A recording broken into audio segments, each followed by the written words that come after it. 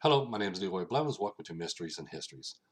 In this episode here, what we're going to do is we're going to talk about the Ed Hoffman story and the JFK assassination. Now, Ed Hoffman claimed he was a witness into the assassination of JFK. However, he did not witness the assassination part, but he did say he saw the gunman behind the picket fence area. Now, a lot of people don't understand when it comes to my research. I had to look over every eyewitness account, everything that they talk about, see if everything that they claim actually fits, just like Ed Hoffman. Okay, when they tell his story, or even when he tells a story, first he had a dentist appointment that day and his boss let him off of work. Then he turned around, he changed a little bit where now he was drinking a Dr. Pepper and he was biting on some ice and broke his tooth. Okay, so he made a dentist appointment and he left work early that day so he could go get his teeth taken care of. But on his way to the dentist and stuff like that, he stopped by, because he heard Kennedy was coming by. So he stopped by, he found a location, stopped there so he could see President Kennedy go by. But when he tells a story and stuff like that, we have to look at exactly the situation, his location, the location of the assassins, and everything else to see if everything lines up. Because when they tell us a story, remember, they're just telling a story, but they're really not pinpointing. And when they use maps or when they use images, they use drawings because drawings are real close. So really, you cannot get the full detail when they tell their story. I mean, you're like, oh, okay, he's just right there. But when you look at the overview map of it, actually a real image of it, you're going to find out a totally different story. Now, as I point out when I make my videos and stuff, especially when I talk about eyewitnesses, okay, and the reason why I don't believe in their stories, okay, there is a lot of things that they claim and they say doesn't fit in, even by logic, that really never fits into the story. Okay, now let me show you. Okay, here is an image of Ed Hoffman. Okay, he's standing behind a picket fence posing, because that's where the assassin was. Firstly, when he took another thing he wants to throw in there, that the assassin was left-handed. First, he's shooting like this, and all of a sudden now he turns around. Now he's left-handed shooter. The assassin was that he's seen. And he's seen the assassin walk along the picket fence area there, along the picket fence, tosses the rifle over to somebody else over by the train tracks. That guy takes the rifle, and the assassin just walks off because he has a hat on and a suit and tie. He straightens himself up, walks away, and the guy that he tossed the rifle to breaks down, throws in a toolbox, closes the toolbox up, and then walks away. Okay, which is kind of hard to believe even in that story there. Then he says, as the limo passed by, he's seen this big old gashing hole in the back of JFK's head. And he says, oh, the president was shot. But it was all this back section here was opening. Now, let's look at his story. So we're going to take the map. Okay, we're going to take this map right here. Okay, of the over aerial view of Dealey Plaza and the location assassination. And we're going to put Ed Hoffman in his location and where the gunman was in his location, and we're going to see the distance for on that. So what we're going to do is we're going to pull up this one here. This is where Ed Hoffman was standing at the time of JFK assassination. He claimed to see the assassin, if you watch my cursor, he claimed to see the assassin right here, but he said he's seen a puff of smoke. Then this assassin walks this way, comes over here, tosses the rifle over to another man, and the guy turns around and starts walking away. The assassin starts walking away, straightening up his hat and his coat and his tie and all this other stuff. And this guy here goes ahead and starts breaking the rifle down, placing his toolbox stuff and shuts it and walks away. Okay, now when we look at this, we're going to say, okay, the gunman was here, the other guy was here, and Ed Hoffman's over here. Now we're going to look at reality as well. Ed Hoffman would have been 824.82 feet, or 274.94 yards. That's almost 3 football fields away where Ed Hoffman was standing. Okay, where the other guy was at. broke down the rifle and stuff. He was 592.11 feet or 198.53 yards away from Ed Hoffman. Plus, you got cars zooming by as well. Now, he claimed, this gunman here, he took a shot and he walks calmly, right this way, hands off the rifle. Well, actually, not hands it off, just tosses it over to another guy.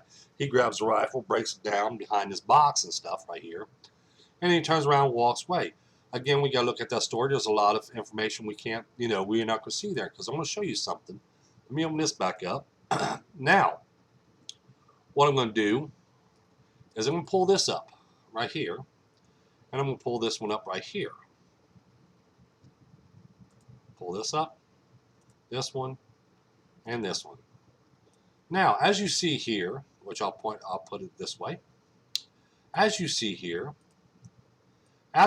during assassination, basically, okay, we have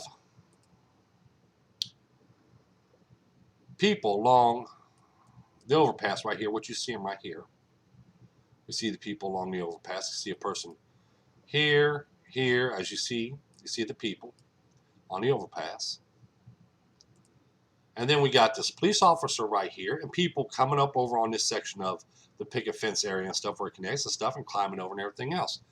Now, you telling me that Ed Hoffman standing over here sees this guy, takes a shot, which is almost 3 football fields away now, takes this shot, and the gunman just gradually just walks down the road, down along the picket fence area, a hands-off rifle in front of all these people?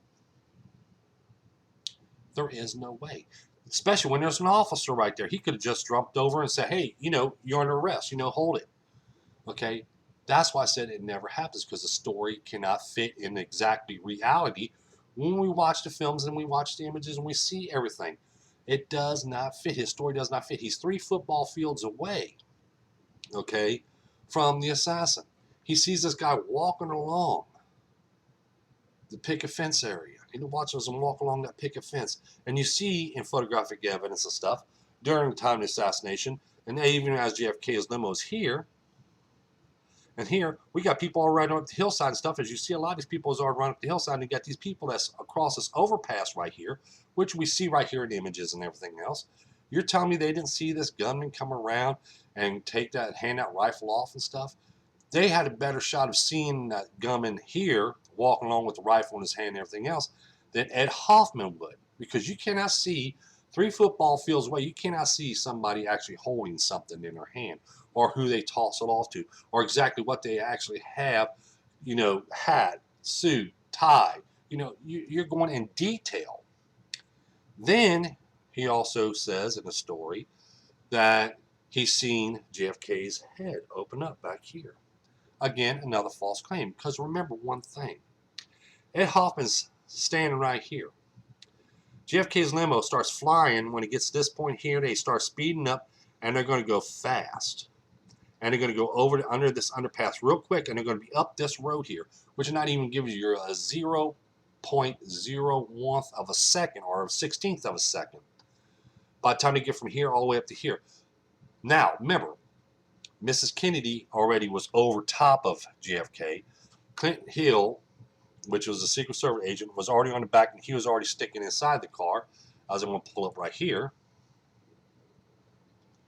Right here, we see him laying over, Mrs. Kennedy laying over top of Mr. JFK. Clint Hill with one leg already in the back seat there and hanging on the car just like this. We have Mrs. Connolly over top of Governor Connolly. Okay, so you cannot see JFK or actually Harley Governor Connolly, but Ed Hoffman sees it, and he actually seen a gashing hole when you got only a split of a second. Okay, split of a second, because that car is zooming. You got motorcycle police officers, stuff on motorcycles up. They're flying. They're going up this turnpike here. There is no time for him to look down inside that limo and see a big old gashing hole in the back of JFK's head, as he claimed. Okay, that's why I said their story does not fit in this time frame.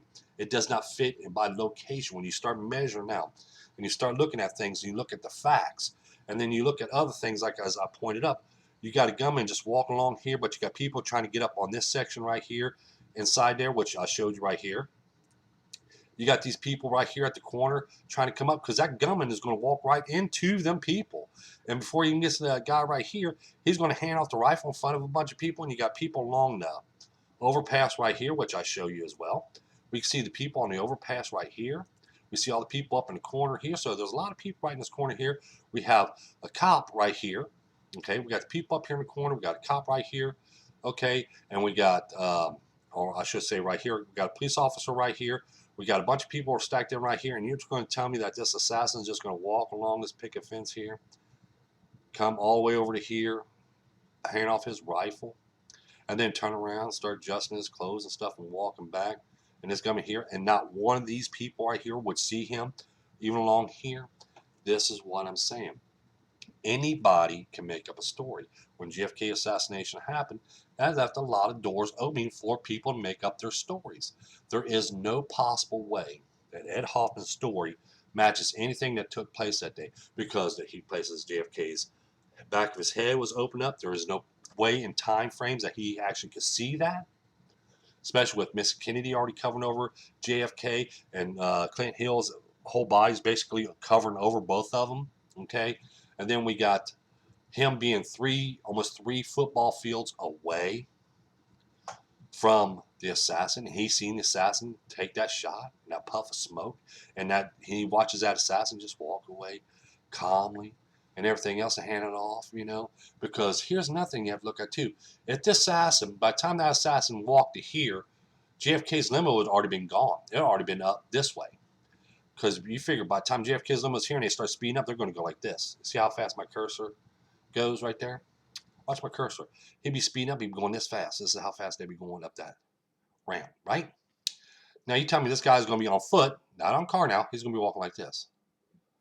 So you're telling me that this one man, okay, this one man right here,